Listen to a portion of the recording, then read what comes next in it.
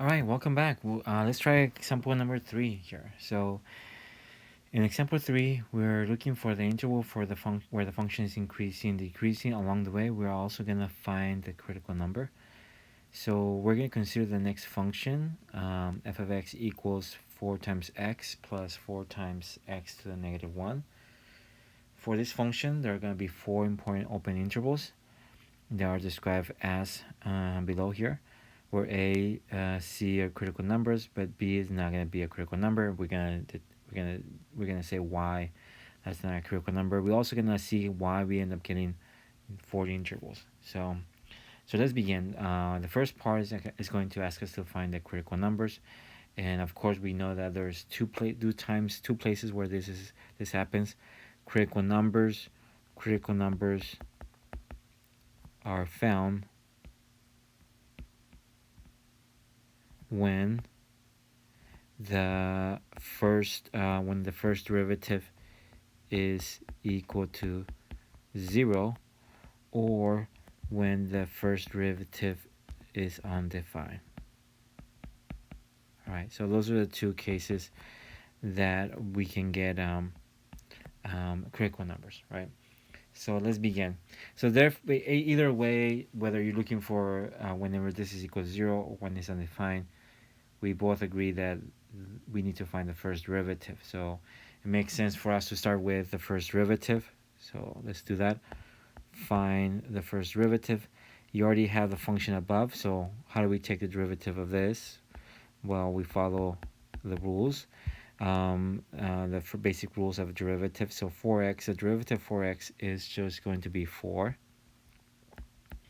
The derivative of 4 times x to the negative 1. What are we going to do here? We're going to take negative 1 and bring down the power by using power rule.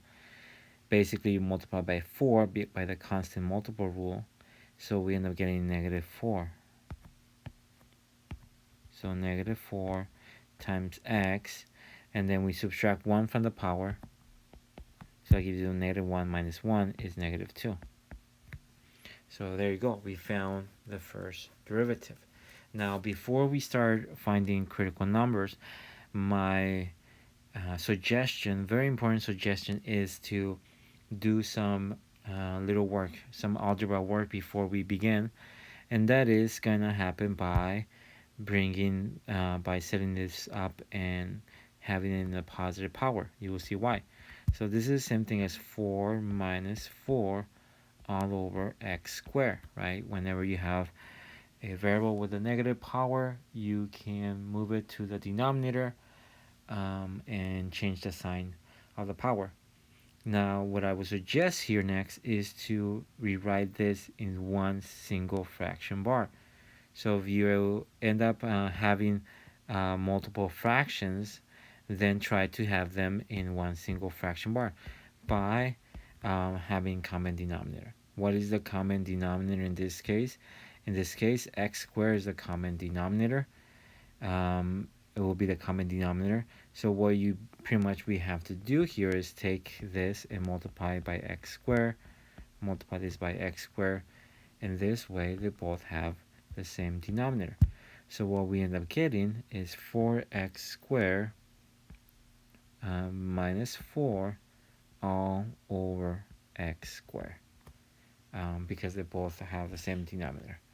So we end up getting 4x squared minus 4 all over x squared. That's your derivative. Now what I see here is that we can probably factor a 4 from here. And a lot of times when you are finding critical numbers, we end up trying to factor this as much as we can. So we're going to factor the 4 out. One of the reasons because it was so obvious to factor that 4 there, because they both terms have a common factor of 4. All right, so anyway, so we have our derivative. What we're going to do here is now we're going to try to find the critical numbers. So now that we have it in this form, to find the critical numbers, what we're going to do is we're going to find the case where this is true. So first case, the first derivative is equal to 0. Now, in order for this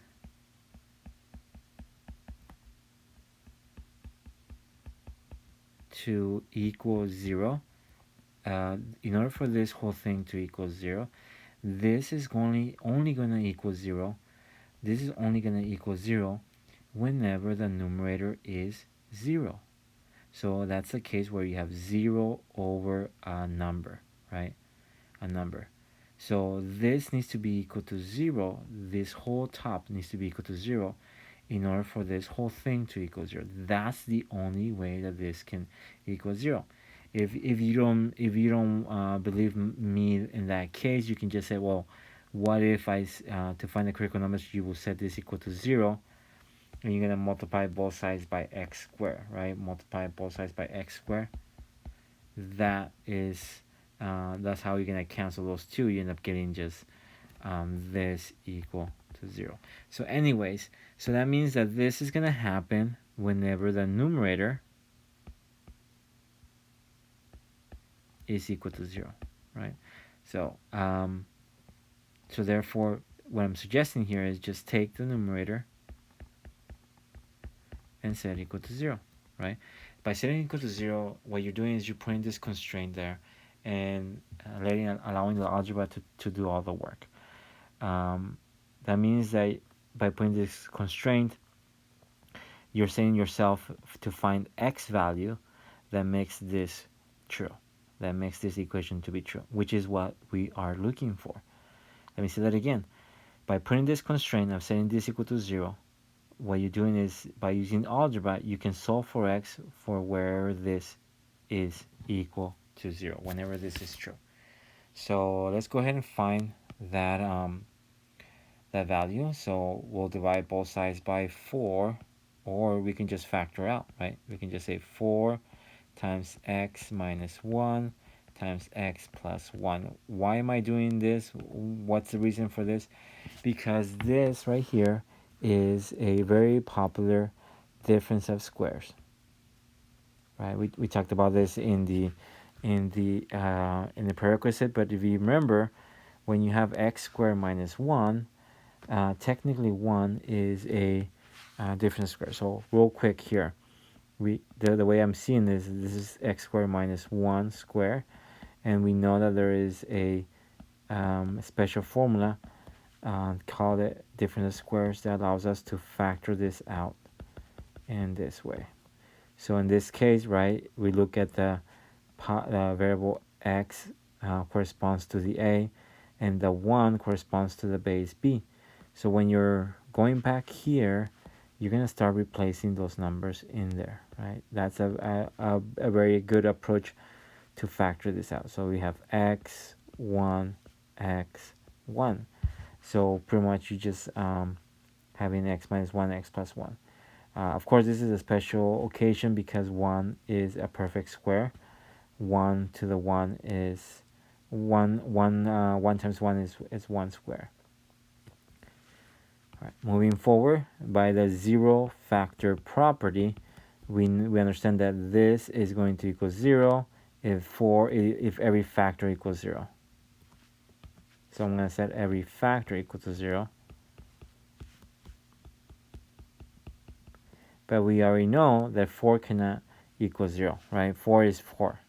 So you only have two options here, and that is when x minus 1 equals 0, which we can solve for x, and when x plus 1 equals 0, which we can solve for x by subtracting both sides by 1. So we have x equals 1, comma, x equals negative 1. So we found, and we know that these are these part of the domain of the function, and the answer is yes. You can plug in these numbers back into the original equation, and those are going to be part of the domain. So these are critical numbers.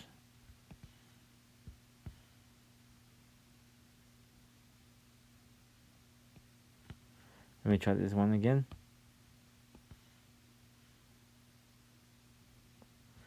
All right, so those are two critical numbers, but we also have to consider the case when your first derivative is undefined.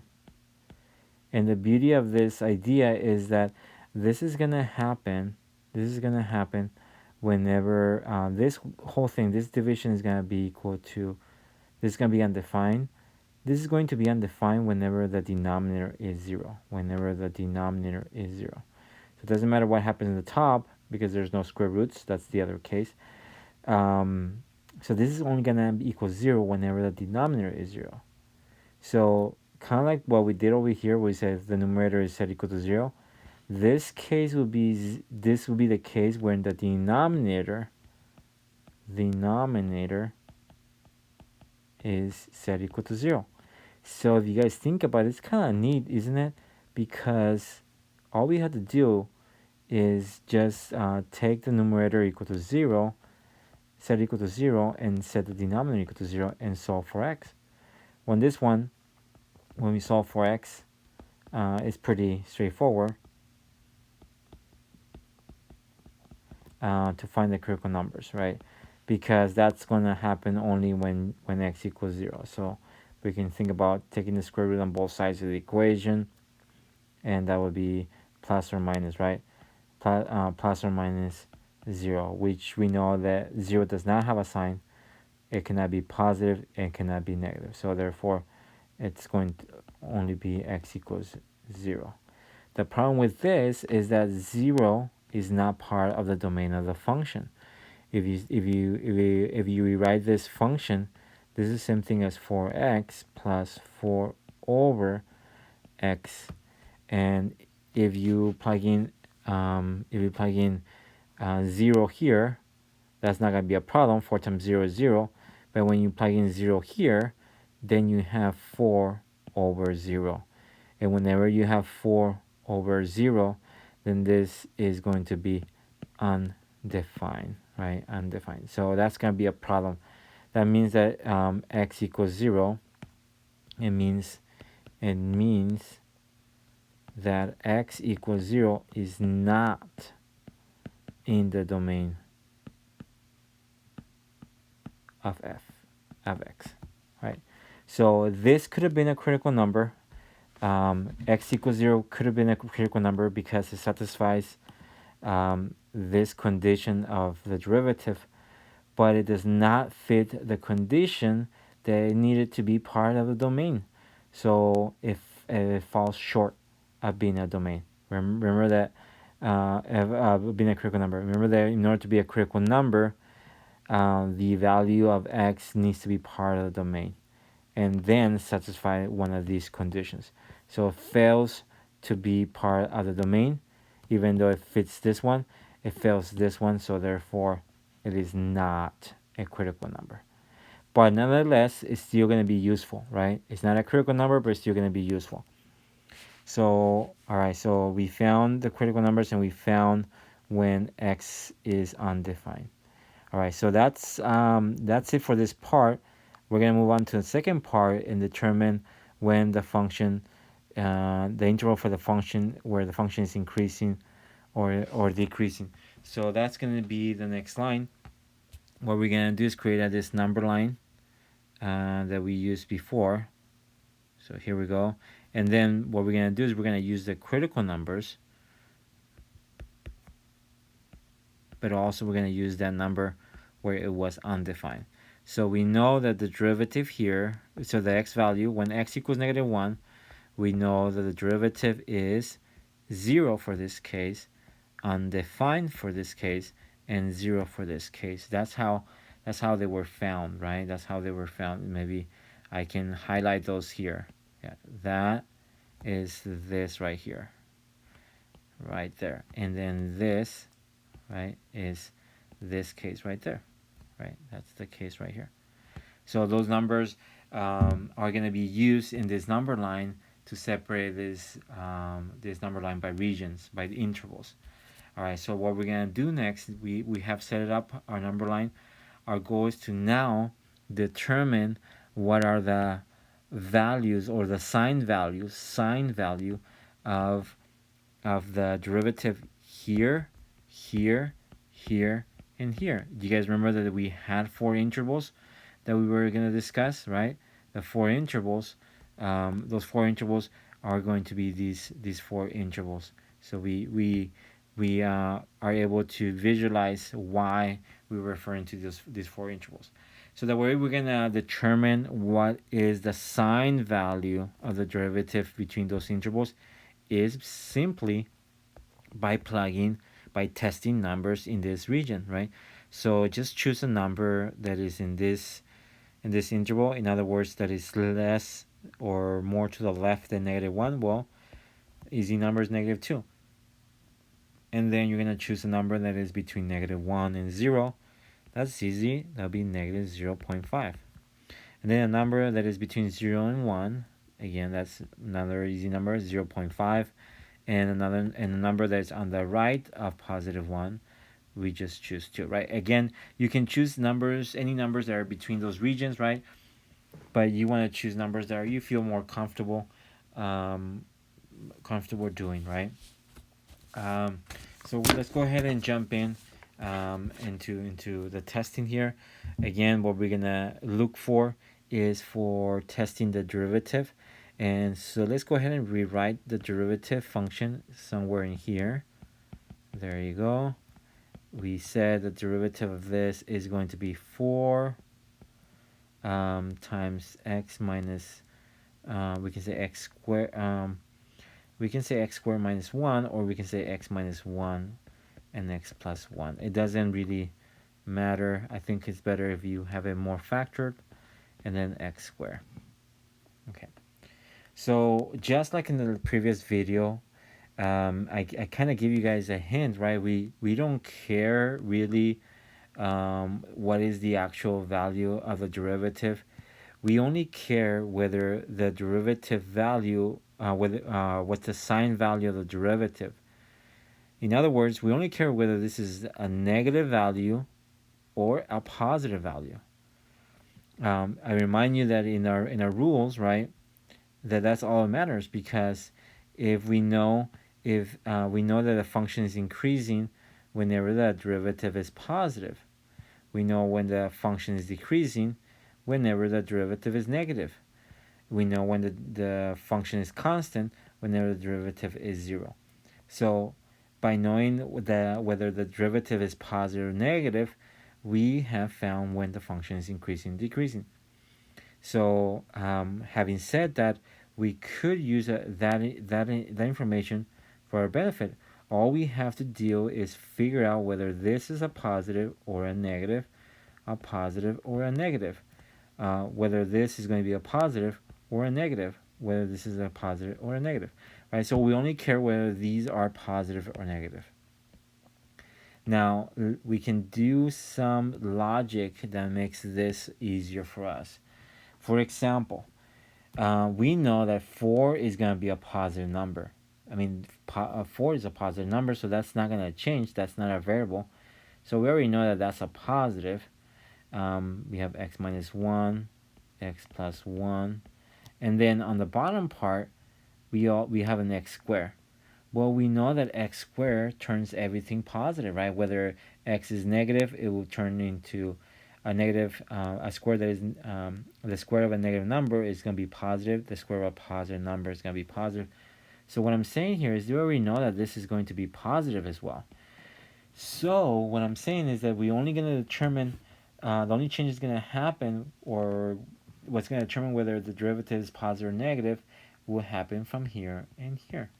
So let's do that. So let's try to figure out the case where you have -2. It'll be, so I'm going to write positive x minus 1, x plus 1, all over plus. And then the next one will be f prime of positive times x minus 1 times x plus 1, positive, and f prime of 0, f prime of 0.5, right? So this will be a positive times x minus 1 times x plus 1, all over positive. And again, I'm just rewriting this for myself, right?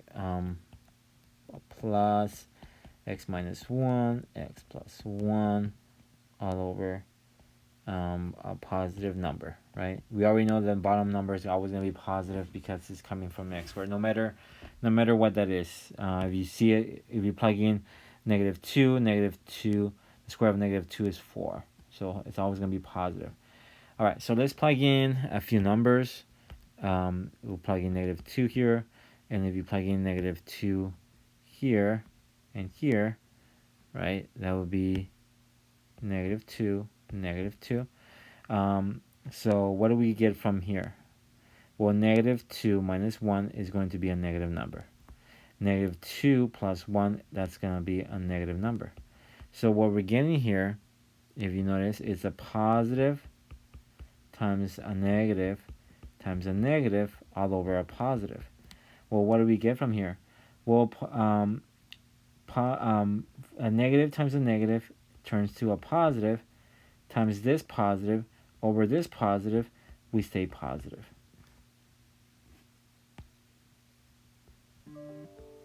Let's try 0.5, negative 0.5, negative 0.5.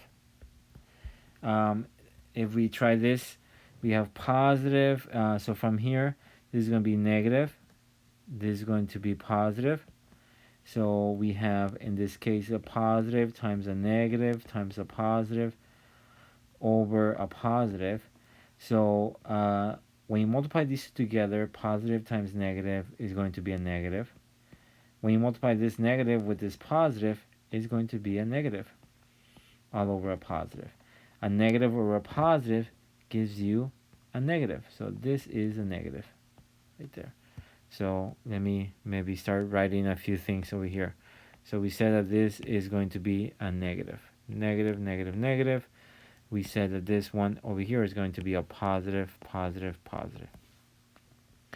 All right, so I'll make sure to put some more space in there, but that was negative 0.5. When you plug in 0.5, positive 0.5, let's do that again. So we have 0.5, 0.5. And so what we're getting from here is that this right here is going to be negative. This right here is going to be a positive. And so what we end up getting is positive times negative times positive all over positive. Well, from here we get a negative, and then this times this, a negative times a positive gives you a negative all over a positive. So this will give you a negative or positive is negative. So this is going to be negative. And with the same argument, we're going to try to plug in positive 2. And so for every x we see, plug in a 2. So we have a 2 there, a 2 there. So this is going to be a positive. This is going to be a positive. In fact, it looks like everything is going to be a positive here. So positive times positive times a positive is positive. All over positive is positive. So it seems like everything is going to be positive on this side. The beauty of this is we don't need to actually graph the function to determine when the function is increasing or decreasing. That's the beauty of this process, right? That's the beauty of using the calculus part. So we see here, if we translate this problem, we see that when the derivative is positive, that means you have a positive slope. That means the function is increasing. When the derivative is 0, that means it's constant. And then when the derivative is negative, that means the slope is negative, which means it's decreasing. Undefined is undefined for the function as well. In this case, the function is decreasing because the derivative is negative, and then constant when the derivative is 0, and then increasing when the derivative is positive. So here we have a very good visualization of what's going on in the graph, right? We can kind of visualize it, a rough idea what's going on in this graph. So if we want to summarize when the function is increasing, we can see that it's from negative infinity, right? From negative infinity all the way to -1. all the way to -1.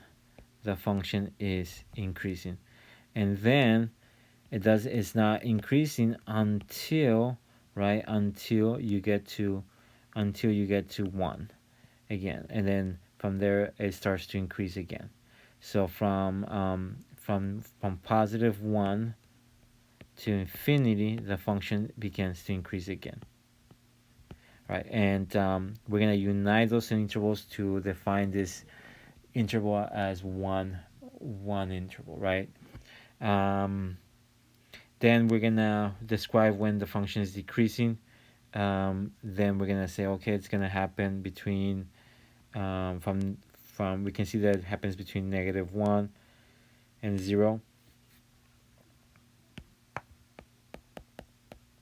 and then from 0 to 1 it starts to decrease, and we want to unite those two intervals, right? So that's how this will look like. And so I hope you guys found this helpful. The main takeaway from here is to know how to find the critical numbers that's expected and be able to generate this table. Of course, this is my style. I encourage you, if you have a better style, then to try that. But I find that this is practical and well, good, organized enough that you can follow what's going on, right?